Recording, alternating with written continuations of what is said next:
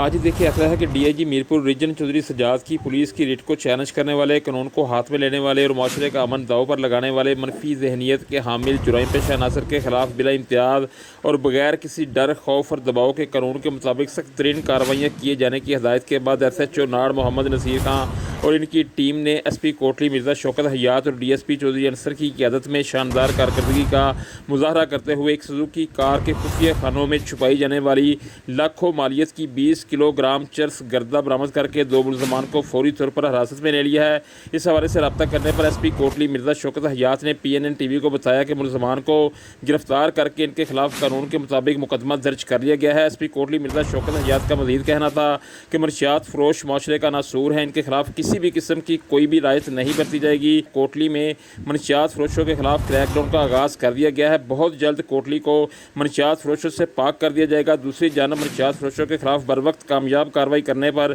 कोटली के अवामी समाजी शहरी हलकों ने DIG चौधरी सज्जाद, SP कोटली मिर्ज़ा शौकत हयात, ASP सैयद अली अब्बास, DSP कोटली चौधरी अंसर और SHO नाड़ मोहम्मद नसीर खां को भरपूर खराज तहसीन पेश करते हुए इनकी मज़ीद कामयाबियों के लिए अपनी नेक तमन्नाओं का इजहार किया है।